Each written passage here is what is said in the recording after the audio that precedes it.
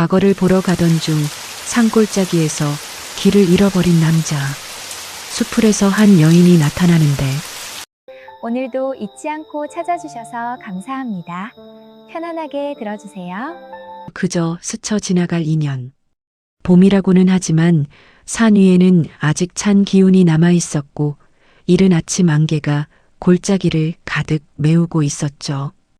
그 안개 속에서 한 처녀가 움직이고 있었습니다. 집신을 신고 머리 위에는 바구니 하나를 들고 있는 옥분이는 나이 19쌍꼴 처녀치고는 발걸음이 여간 야무진 게 아니었어요. 가파른 비탈을 오르면서도 수만 번 크게 내쉬지 않고 손은 이미 쑥과 삽주 뿌리를 척척 골라내고 있었습니다. 집에는 병든 아버지가 누워 계셨습니다. 벌써 2해째였어요. 약값은 없고 의원은 멀었습니다. 그래서 옥부는 매일 이 산을 올랐습니다. 아버지가 조금이라도 나아지실 수 있다면 발이 부르트는 건 아무것도 아니었으니까요. 한양에서는 한 도련님이 행장을 꾸리고 있었습니다. 이준혁 22 명문 양반가의 외아들이었죠.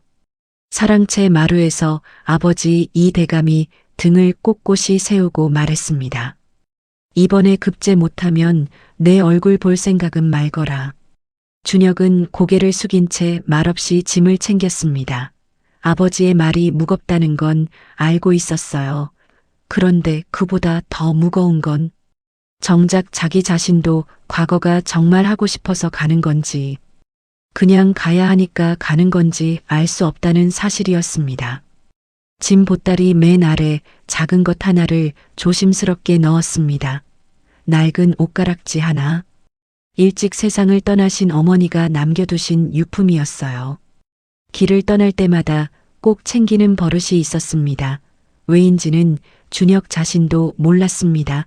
그냥 그래야 할 것 같았으니까요. 한양을 떠난 지 사흘째 되던 날이었습니다. 일행이 지름길이라며 꺾어든 산길이 문제였어요. 초입에는 멀쩡해 보이던 길이 깊이 들어갈수록 흔적이 흐릿해지더니 어느 순간 완전히 사라져버린 겁니다. 그리고 하늘이 어두워졌습니다. 먹구름이 순식간에 몰려오더니 굵은 빗방울이 후두둑 쏟아지기 시작했어요. 바람까지 몰아치자 일행은 뿔뿔이 흩어졌고 준혁은 혼자 낯선 산속에 남겨졌습니다. 가시 젖고 도포가 젖고 가죽신이 질척이는 흙 속에 빠졌습니다. 글만 읽던 도련님이 할 수 있는 일이라곤 아무것도 없었어요. 바로 그때였습니다. 숲을 사이로 바구니를 든 처녀 하나가 나타났습니다. 옥분이었어요. 비를 피해 내려오다 흠뻑 젖은 채 서 있는 준혁을 발견하고는 위아래로 한번 훑어보더니 짧게 말했습니다. 거기 서 계시면 더 맞습니다. 따라오이소. 뒤도 안 돌아보고 성큼성큼 앞서 걸었습니다. 준혁은 잠시 멈칫하다가 결국 그 뒤를 따라 발을 옮겼습니다. 훗날 준혁은 이 순간을 이렇게 떠올렸습니다. 그때 그 여인을 따라가지 않았더라면 아마 나는 그냥 그대로 비를 맞고 서 있었을 겁니다. 발이 움직인 게 아니었어요. 뭔가에 이끌린 것이었죠. 빗속에서 처음 만난 두 사람이었습니다. 한 사람은 신분도 이름도 묻지 않았고 한 사람은 신분도 이름도 밝히지 않았습니다. 그냥 비가 너무 많이 내리는 밤이었습니다. 옥분의 집은 산 중턱에 있었습니다. 초가지붕에 흙벽 문풍지가 바람에 달달 떨리는 낡은 집이었어요.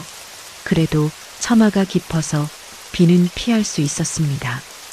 옥분은 준혁을 처마 밑에 세워두고 안을 들여다보더니 잠깐 망설였습니다.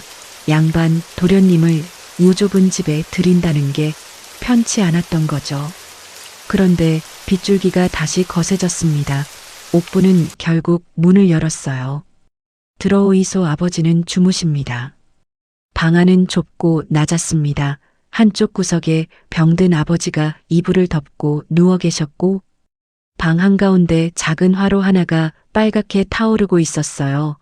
준혁은 젖은 도포를 입은 채 구석에 조심스럽게 앉았습니다.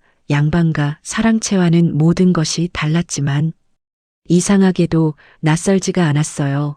화롯불 냄새, 흙병 냄새, 오래된 나무 냄새가 났습니다. 옥부는 말없이 솥을 걸었습니다. 얼마 지나지 않아 시래기죽이 끓기 시작했어요. 구수한 냄새가 방 안을 채웠습니다. 옥분이 사기대접에 죽을 떠서 내밀었는데 준혁이 잠깐 머뭇거렸습니다. 옥분이 픽 웃었어요.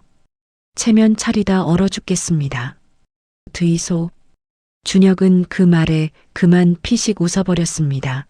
그리고 두 손으로 대접을 받아들었어요. 처음에는 조용했습니다. 빗소리만 들렸어요. 처마에서 떨어지는 빗물 소리, 바람에 흔들리는 문풍지 소리. 화롯불이 조용히 타오르는 소리를 들으며 준혁은 따뜻한 죽을 먹었습니다. 문득 마음이 이상하게 고요해지는 걸 느꼈습니다. 한양을 떠난 후 처음이었어요. 먼저 말을 꺼낸 건 옥분이었습니다. 한양까지 가시는 길입니까? 맞습니다. 과거를 보러 가는 길이었는데 이렇게 됐네요. 과거요. 합격하면 좋겠네. 특별한 말이 아니었습니다. 그런데 준혁은 그 말이 이상하게 마음에 걸렸어요. 지금까지 과거를 앞두고 들은 말들은 전부 반드시 붙어야 한다. 집안의 명예였는데 이 여인은 그냥 좋겠다고 했습니다. 되면 좋고 안 되면 또 어떻겠냐는 듯이 대화는 조금씩 깊어졌습니다. 옥분이 아버지 이야기를 꺼냈어요.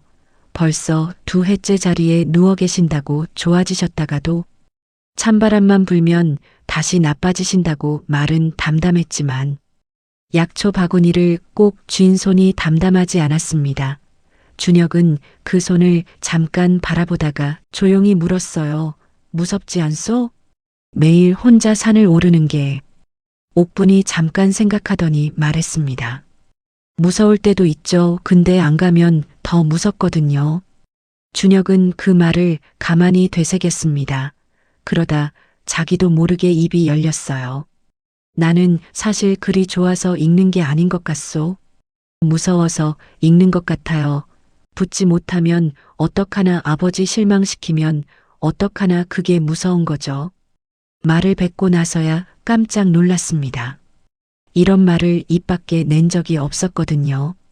스스로도 이렇게 생각하는 줄 몰랐던 말이었습니다. 옥부는 웃지 않았습니다. 핀잔도 하지 않았어요. 그냥 불빛을 바라보며 조용히 고개를 끄덕였습니다. 그 침묵이 오히려 준혁의 가슴 깊은 곳을 건드렸어요.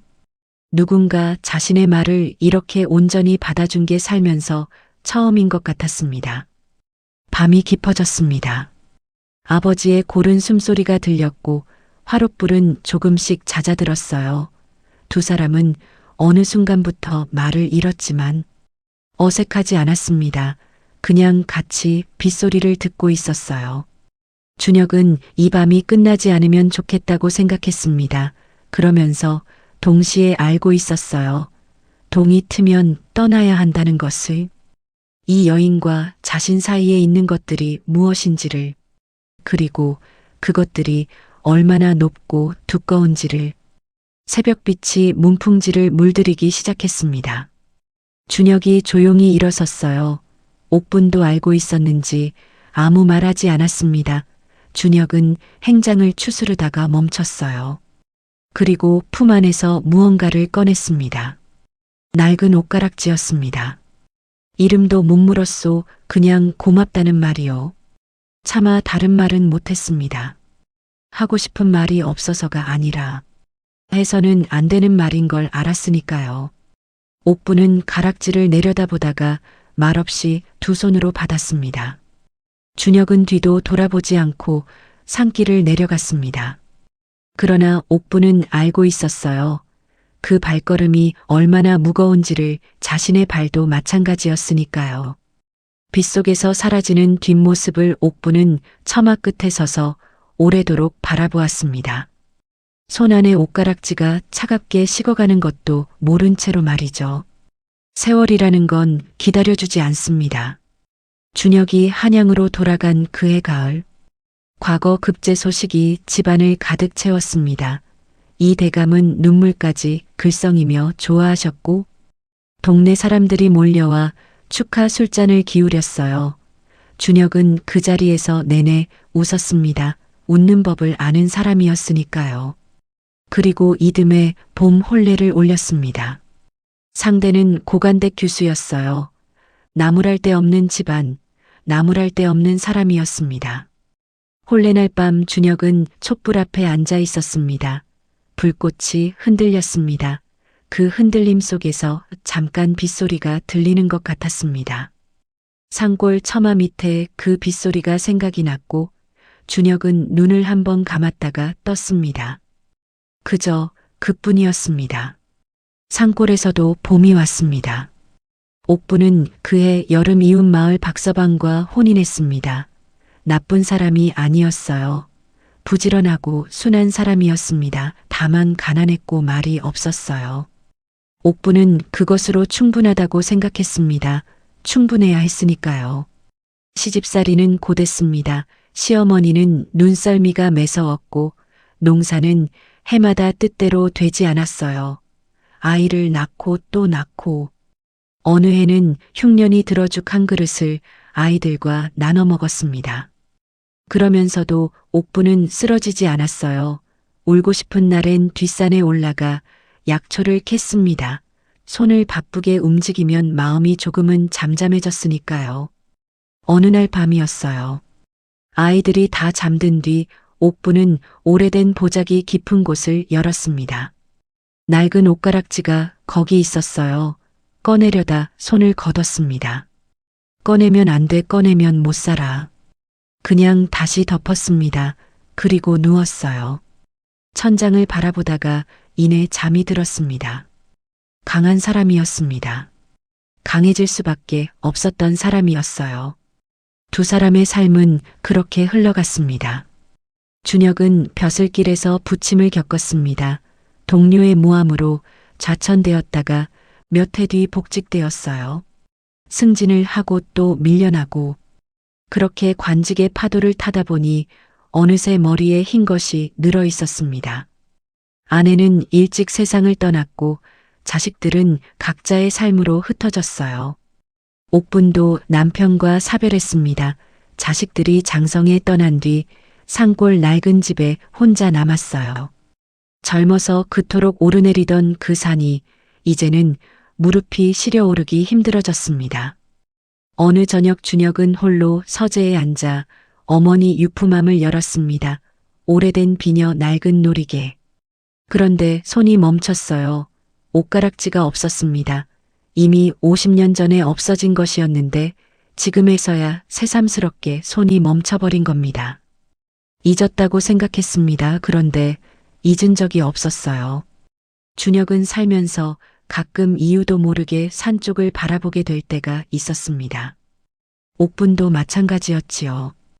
벼슬에서 물러난 그해 가을이었습니다. 준혁은 시끄러운 한양을 떠나 경상도 산골 작은 마을에 자리를 잡았어요. 자식들은 말렸습니다. 불편하고 외롭지 않겠냐고. 준혁은 웃으며 손을 저었어요. 이상하게도 이 산 아래가 편했습니다. 왜인지는 굳이 생각하지 않으려 했어요. 늦가을 어느 날 준혁은 지팡이를 짚고 근처 산사를 찾았습니다. 마음이 복잡한 날이면 절에 가는 버릇이 생긴 건 언제부터였는지 모르겠어요. 단풍이 절정을 지나 막 지기 시작한 때였습니다. 돌계단 양옆으로 낙엽이 수북이 쌓여 있었어요. 한 계단 한 계단 오르는데 숨이 찼습니다. 예전 같지 않은 무릎을 느끼며 잠깐 멈춰 섰는데 문득 이 산길이 낯설지 않다는 생각이 들었어요. 오래전에 비를 흠뻑 맞으며 걷던 산길이 떠올랐습니다. 그때는 이 다리가 이렇게 무거운 줄 몰랐는데 대웅전에 잠깐 들렀다가 나오는 길이었습니다. 마당 한켠 오래된 느티나무 아래 평상이 하나 있었어요. 준혁은 다리를 쉬려고 그쪽으로 걸어갔습니다. 그런데 평상에 이미 누군가 앉아 있었어요. 할머니 한 분이었습니다. 무명 치마 저고리에 낡은 보자기를 무릎 위에 올려놓고 먼 산을 바라보고 계셨어요. 불공을 마치고 쉬어가는 모양이었습니다. 준혁은 조심스럽게 반대편에 걸터 앉았어요. 한동안 아무 말이 없었습니다. 풍경 소리가 바람에 실려왔어요. 낙엽 하나가 평상 위로 떨어졌습니다. 두 노인은 그냥 나란히 앉아 같은 방향을 바라보고 있었어요. 그러다 준혁이 먼저 입을 열었습니다. 단풍이 다 졌네요. 할머니가 고개를 끄덕였습니다. 그렇네요. 올해 유난히 빨리 지네. 짧은 대화였어요. 그런데 그 목소리가 이상하게 귀에 걸렸습니다. 준혁은 자기도 모르게 다시 한번 옆을 힐끗 바라봤어요. 주름이 깊이 팬 얼굴, 하얗게 센 머리, 낯선 할머니였습니다. 그때였어요. 할머니가 무릎이 보자기를 여미다가 무언가가 바닥으로 떨어졌습니다. 작고 둥근 것이었어요. 또르르 굴러 준혁의 발 앞에서 멈췄습니다. 준혁이 몸을 숙여 집으려다 손이 굳었습니다. 낡은 옷가락지였습니다. 연초록빛이 다 바래고 군데군데 흠집이 났지만 이 빛깔을, 이 모양을 준혁은 알고 있었어요. 50년 동안 한 번도 잊은 적 없는 것이었습니다. 손끝이 떨렸어요. 심장이 먼저 알아버렸습니다. 이게 어디서 나신 겁니까? 목소리가 제대로 나오지 않았습니다. 할머니가 고개를 들었어요. 눈이 마주쳤습니다. 주름 속에 깊이 묻혀 있었지만 그 눈빛만큼은 달랐어요. 50년 전 새벽 처마 끝에 서서 빗속을 바라보던 그 눈이었습니다. 까맣고 맑고 조금도 흔들리지 않는 눈. 두 사람은 서로의 이름을 부르지 않았습니다. 부를 필요가 없었어요. 그냥 알았습니다. 반백년의 세월을 건너 그냥 알아버렸습니다. 준혁의 눈가에 뭔가 차올랐어요. 할머니도 마찬가지였습니다. 그런데 호들갑을 떨지 않았어요. 소리 내어 울지도 않았습니다. 그냥 조용히 눈물이 흘렀어요. 바람이 한번 지나가고 풍경이 낮게 울렸습니다. 50년 전 그 빗소리처럼 말이 없어도 괜찮았습니다. 다 살아온 사람들이었으니까요. 살면서 하고 싶었던 말도 하지 못했던 말도 이제는 굳이 꺼내지 않아도 됐습니다. 이렇게 나란히 앉아 같은 하늘을 바라보는 것만으로 이미 충분했어요. 느티나무 가지 사이로 늦가을 햇살이 기울고 있었습니다. 평상 위로 길고 따뜻한 그늘이 드리웠어요. 두 사람은 그렇게 한동안 아무 말 없이 앉아 있었습니다. 해가 기울기 시작했습니다. 마당으로 길고 붉은 노을빛이 스며들었어요. 느티나무 그늘이 천천히 옮겨가고 풍경 소리는 여전히 바람 따라 낮게 울렸습니다. 두 사람은 그 사이에 그냥 앉아 있었어요. 누가 먼저 말을 꺼내야 한다는 것도 없었고 서둘러야 한다는 것도 없었습니다. 50년 만의 자리였는데 이상하게도 어색하지 않았어요. 이야기는 아주 천천히 시작됐습니다. 자식이 몇이냐, 어디 사느냐, 무릎은 괜찮으냐. 별것 아닌 말들이었어요. 그런데 그 별것 아닌 말들 사이로 살아온 시간들이 조용히 배어났습니다. 말하지 않아도 들렸어요. 고됐겠구나, 외로웠겠구나, 그래도 잘 버텼구나. 준혁이 낮게 말했습니다. 많이 힘드셨겠습니다. 옥부는 잠깐 먼 산을 바라봤어요. 그리고 조용히 웃었습니다. 힘들었죠. 근데 살다 보니 다 지나가대요. 담담한 말이었습니다. 그런데 그 담담함이 오히려 더 깊이 와 닿았어요. 이 한마디 속에 얼마나 많은 계절이 담겨 있는지 준혁은 알 것 같았습니다. 자신의 시간도 다르지 않았으니까요. 노을이 더 짙어졌습니다. 옥분이 천천히 자리에서 일어섰어요. 보자기를 여미고 집신을 고쳐 신었습니다. 준혁도 지팡이를 짚고 일어섰어요. 두 사람 모두 알고 있었습니다. 이제 각자의 길로 돌아가야 한다는 것을, 그리고 아마도 다시 만나기는 어려울 거라는 것을. 옥부는 옷가락질을 준혁이에게 건넸습니다. 그리고 말없이 준혁의 손 위에 올려놓았어요. 이젠 돌려드려도 되겠지에. 준혁은 가락지를 내려다봤습니다. 50년 세월을 옥분의 보자기 속에서 버텨온 것이었어요. 손때가 묻고 빛이 바랬지만.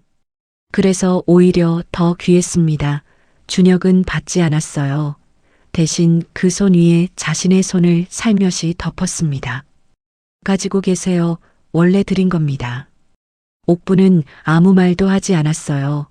그냥 손을 천천히 오므렸습니다. 옷가락지를 다시 품 안에 넣었습니다. 돌계단을 내려가기 시작했습니다. 옥분이 앞서 걸었고 준혁은 조금 뒤에서 따라 내려갔어요. 낙엽이 발밑에서 바스락거렸습니다. 계단 아래 길이 두 갈래로 나뉘는 곳에서 두 사람은 멈췄어요. 옥분이 먼저 자기 길 쪽으로 몸을 돌렸습니다. 두어 걸음 걷다가 뒤를 돌아봤어요. 준혁도 돌아봐 있었습니다. 두 사람의 눈이 마주쳤어요. 말은 없었습니다. 그냥 작게 웃었습니다. 50년 전 산길에서 끝내하지 못했던 작별 인사를 주름진 얼굴로 이제야 제대로 나눴습니다. 그리고 각자의 길로 걸어갔어요. 뒤돌아보지 않았습니다. 돌아볼 필요가 없었으니까요. 이번엔 아쉽지 않았습니다. 가슴 한구석이 오히려 조용히 채워지는 것 같았어요. 평생 비어있던 자리가 말 한마디 없이 그냥 채워졌습니다. 훗날 준혁은 이렇게 말했습니다. 그날 이후로 나는 한 번도 그 밤을 그리워하지 않았소. 이상한 일이죠. 50년을 그리워했는데 딱 한 번 마주보고 웃었더니 그걸로 충분해졌으니까요. 평상 위에 햇살이 한 줄기 남아 있었어요. 따뜻한 빛이었습니다. 오래 살아줘서 고맙다는 인사처럼. 이야기는 재밌으셨나요? 더 좋은 이야기로 찾아뵙겠습니다. 감사합니다.